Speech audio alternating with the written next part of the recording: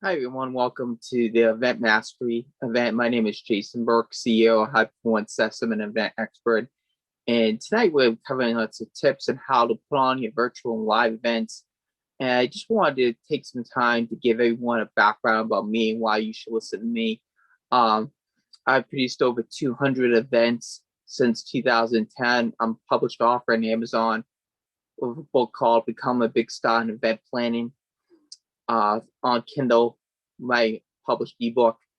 Worked with some of the top names in the event space, including Paul T. Nash, Bill Walsh, David T. Bacon, the former CEO of Guerrilla Marketing, Raising Catholics, Brad Blazer, Matt Million, Paul Fink, just to name a few of the people that I've worked with in the past and as on events.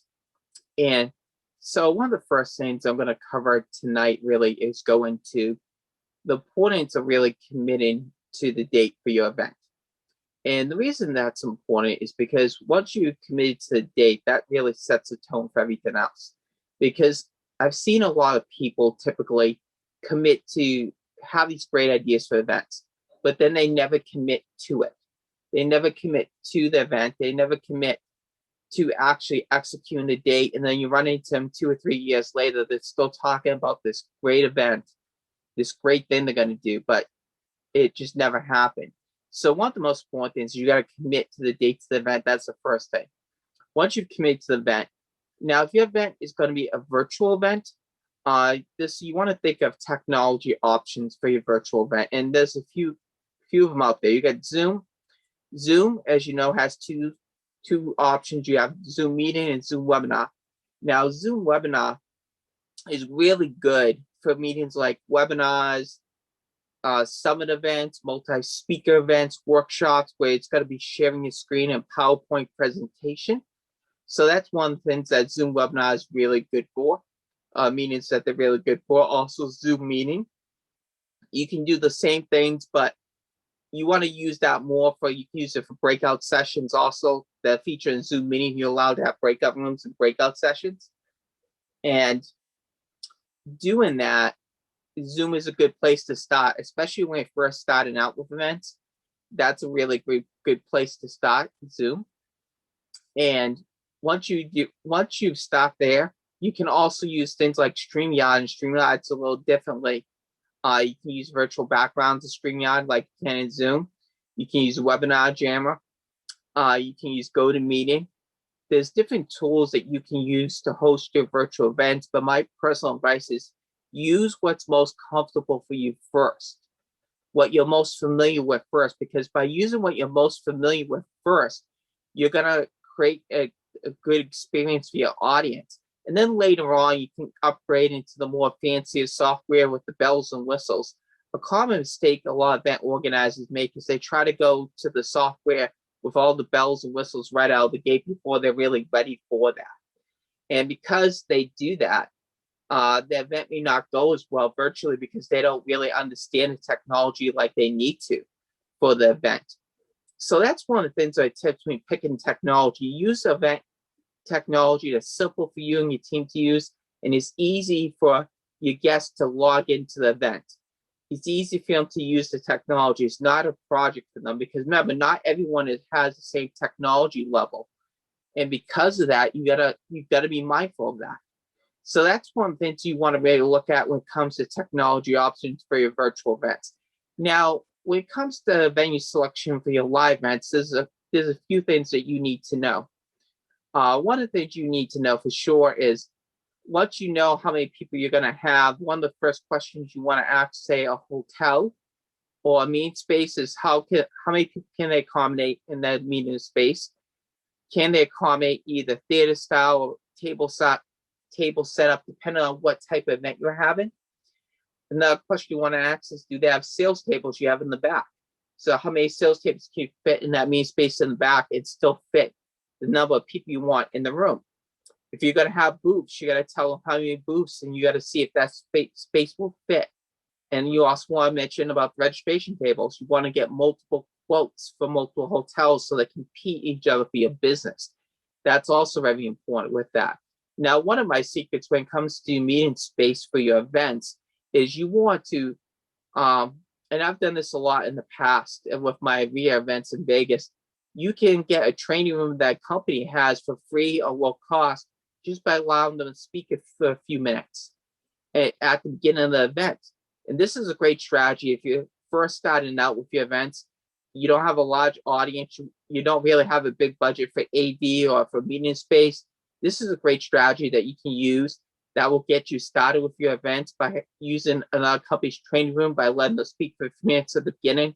You can call them a meeting sponsor. So that's really a great strategy for you to use for that. And I've saved thousands of dollars by using the strategy in Vegas over the years to host my real estate events and business events. And so that's really a strategy to use with that.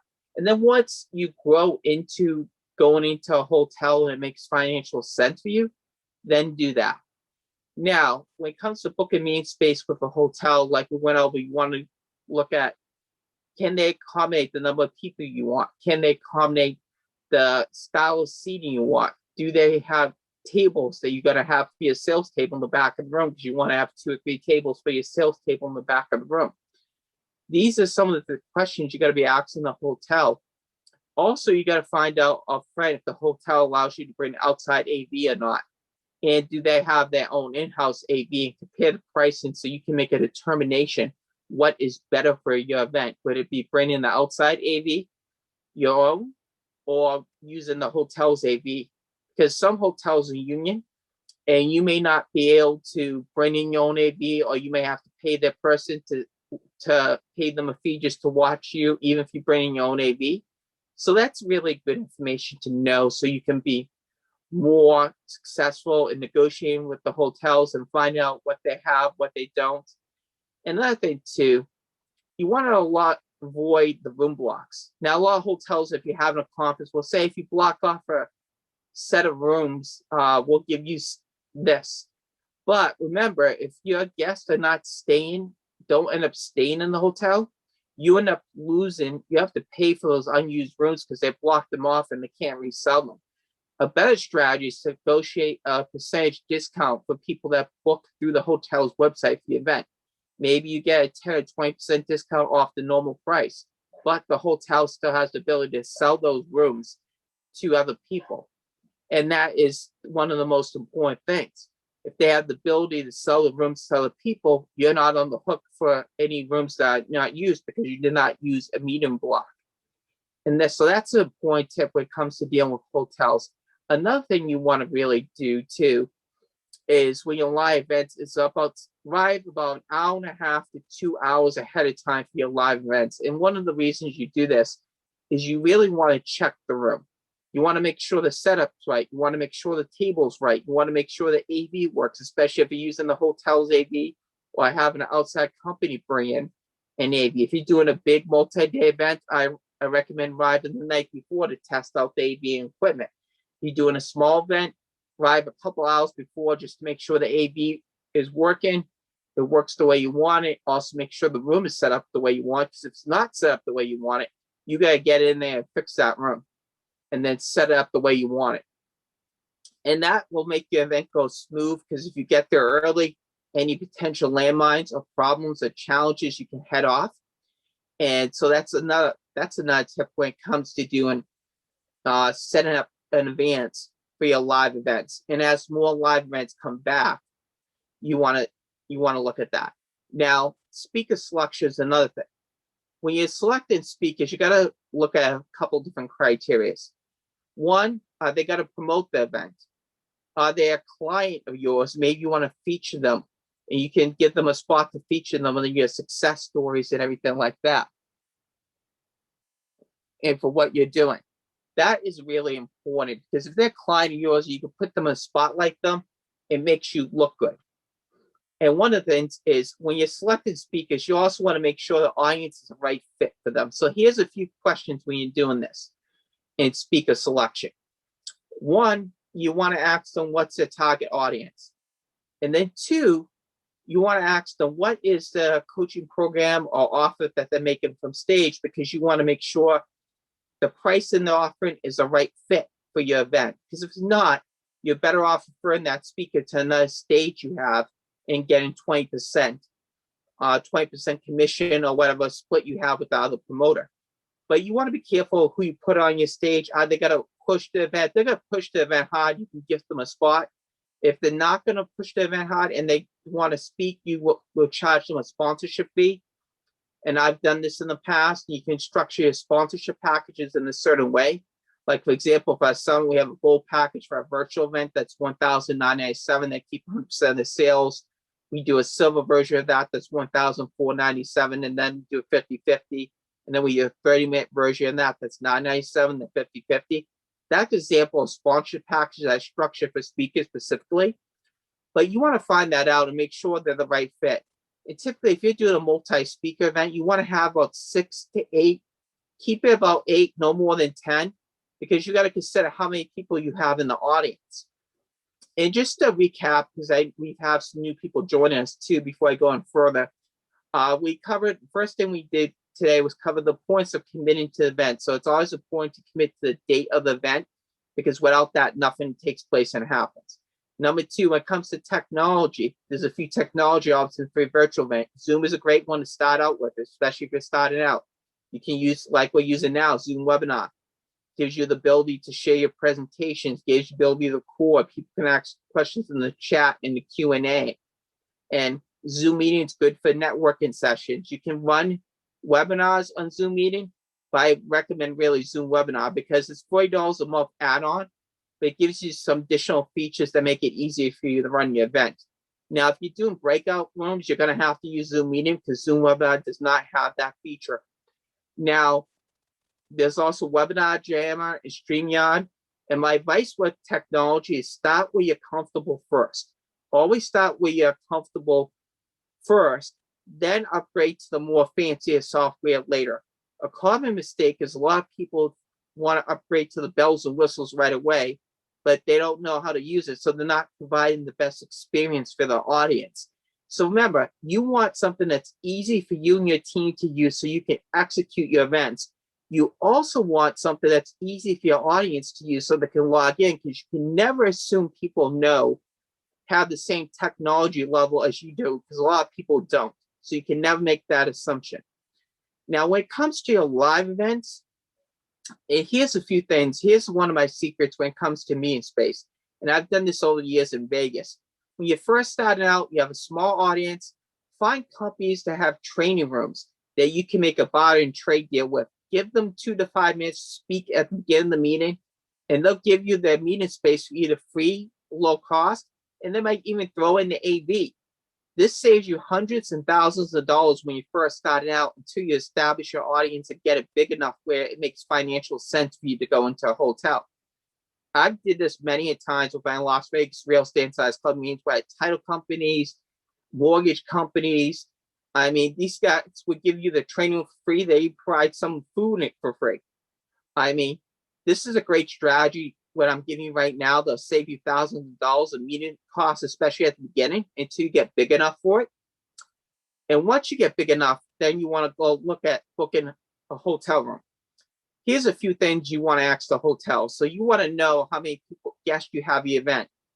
Does the meeting space accommodate the number of guests you have? Do they have the right seating setup? Would it be theater or tables? Can they accommodate sales tables on the back of the room? Do they have registration tables that you can put outside the door? Are they going to have water pitchers? Making sure they have plenty of pens. I know this is basic stuff, but you've got to make sure they have this stuff when you're negotiating that. Also, another point when you negotiate with hotels, you got to look at the AV. Because some hotels are union shops and they may not allow you to bring in your own outside AV, or they're going to charge you a fee for their guy to babysit you throughout the event and watch your own AV. So you want to be aware of what hotels are union shops, which ones are non-unions, and then what will they let you bring in and use, and make your best judgment. If the AV is cheaper bringing in yourself and you know how to set that up, then bring in yourself because you'll save some money. If the hotel AV is not that expensive and it works and you don't have to lug all that equipment, then you might want to use the hotel AV. But one of the things you want to do is you want to get to the meeting space an hour and a half to 2 hours prior to an event. So if you're doing a 4-hour event, a one-day event, you want to get there as a general about an hour and a half to 2 hours in advance, because you want to check the room to make sure it's set up the right way. You want to make sure the chairs are right, the tables are right, the registration table's right, the AV works. So you get there early enough so if you come across any of these landmines, you have the ability to get in front of these issues and fix them instead of waiting till the last minute.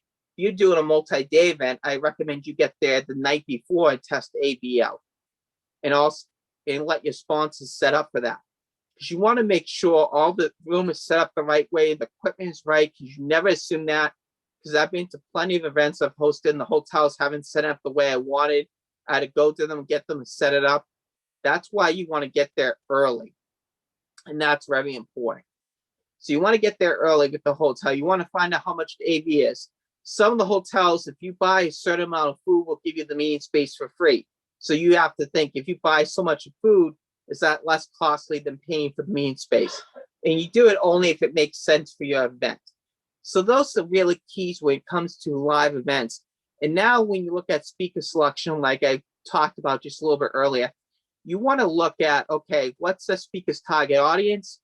What is their offer? Those are the two questions you want to ask off the bat, because you'll know if your audience is not a right fit, or if the offer is such where it may not resonate with the audience, then you want to refer them to another stage. If not, then you have a deeper conversation with the speaker. And so you want to select speakers, especially if you're selecting a speaker, like if the client, you may want to feature one of your successful clients as a speaker, or someone's really going all the way and pushing your event and promoting your event, then you want to do that and book them as speakers.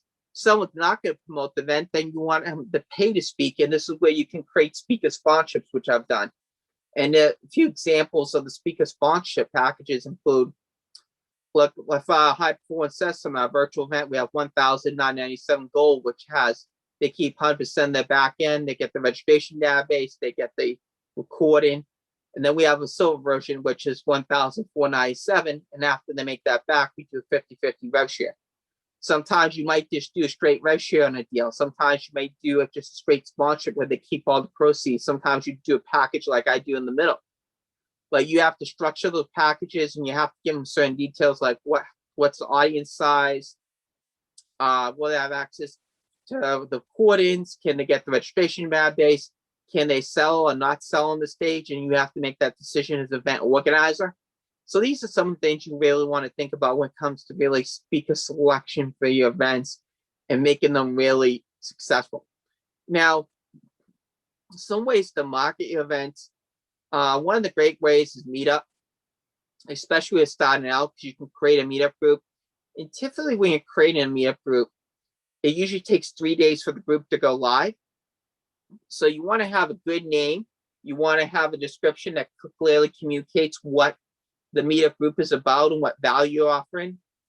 And once you do that, and you have a crisp photo for it in the background, which is very important, and you have a crisp photo in the background, you have a good name, you have a good clean description, you have a good profile picture of yourself, and then you create the group. It usually takes 3 days for Meetup to post in a Meetup. You can start inviting people from social media, from your email database to the event. But that is really a great way to do that. And once it's on Meetup, Meetup is going to push out your group to that area code or zip code on Meetup in that city, so people will join your Meetup and they'll be marketing it for you while you continue to market it as well. Now, when you're creating an event on Meetup, you want to look, you'll have a button called Create Event. Your subject line is going to be about 100 words, so you want to have it crisp, short, and to the point. Your description of the events go up 4,000 words, so you want to have a clear description of telling them what's the event about, what's in it for them, why they should attend, what they're going to learn, who's the speaker, and why should they care. So you got to tell them those things. Then you want to have a crisp photo, which is very important. Then you want to have, if it's a virtual event, you can have the Zoom link in there as an online event. You can also use Meetup as a paid, collect money through Meetup. Typically, that'll go through WePay, and it'll take about 2 to 5 business days before it transfers into your bank account. But Meetup is a great way, and the plans are usually $12.99 up to $35 a group, depending if you're using the basic Meetup or Meetup Pro. The basic plan, you get about three meetup groups, and then anything over that is Meetup Pro. So you want to definitely look at Meetup as a way to marketing strategies for your event. Another great way is LinkedIn. Now, LinkedIn has a feature called LinkedIn Events. And when you use the LinkedIn Events, you'll hit the plus sign button on the left-hand side, and it'll give you the ability to create an event. You'll have two photos you want to put in: the background photo, you want it to be crisp, and the thumbnail photo. You want a title for your event. It'll give you the description of the event, and then you can add a video or add a photo. And you want to add the Zoom link as well to the event. And then once you're ready, you can broadcast that out. You can also invite your LinkedIn connections to join the event. Now, one of the things when you do this is you got to keep in mind, some people look at the events and LinkedIn event invitations as LinkedIn connection invitations. So for LinkedIn connection event invitations, you want to say something like, thank you for joining. Thank you for accepting the LinkedIn event invitation. Click the link below to complete your registration from this event. Just for doing so, you're going to get a free gift. My ebook, Become Big Star in Event Planning. Click the link below, reserve your seat today. Also give them 3 to 4 bullet point reasons why they should attend your event. So you'll have the link, you have the message, you have your registration link, you'll have 3 or 4 bullet points of why they should attend, and then you'll have the registration link and you'll mention the gift. And so you do that, and LinkedIn can be a good way for you to promote your event. And you can broadcast out to those people that sign up for the event with notifications. You get up to 2 a week for every 7 days, which is a great way to do that. Now, another strategy you can use to promote your events is use Eventbrite. And this is really good when you're first starting out. Eventbrite gives you the ability to create events and then post them to certain cities. So with Eventbrite, you have the ability not only to create, you want to have a good subject line, a good tight description. You can also add photos and videos into there. So you can record a video, upload the video, then use the arrow key to point it up to place the video where you want it to be in your description. And when you create an online event on Eventbrite, you got to create the main description, and then you're going to go to the tab that says online event. And you'll click webinar, you'll upload the photo, you'll create the description, the title of the event, the Zoom webinar link, or wherever you use Webinar Jam or StreamYard link. And then you can also add videos and photos that you can insert into the description above. So Eventbrite is a great way you can get out there as well. Now, you do want to make sure you collect the name, email, and phone number for each attendee. So to do that, you're going to go to where it says order forms. And where it says order forms, you want to click buyers only. And then it'll drop a menu where you want to click the cell phone tab twice. So they have to put the cell phone in as part of registration. You just don't want to collect the email because some emails will bounce and it won't allow you to confirm and follow up with people. So Eventbrite is another great way to promote your events as well.